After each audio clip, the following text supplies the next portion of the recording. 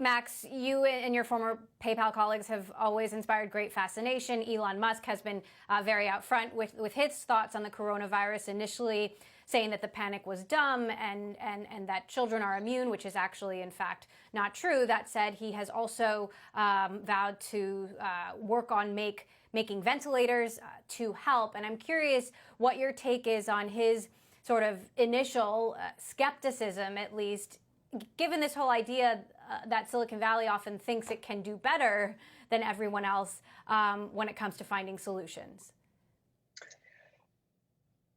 I think everyone who has made fun of this thing as just a tougher flu or silly problem is going to go away with the first ray of sunshine is probably slightly embarrassed by those comments, and that excludes no one.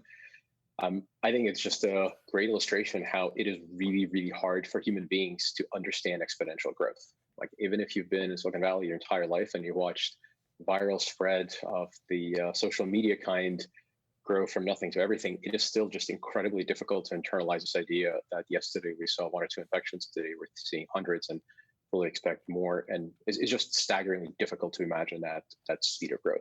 That said, I think on the negative side, you have a bunch of people that say, I'm no doctor or epidemiologist, but step aside, I'm smart, I can do better. I think that's hubris and probably mostly unjustified, especially unjustified in situations like this virus.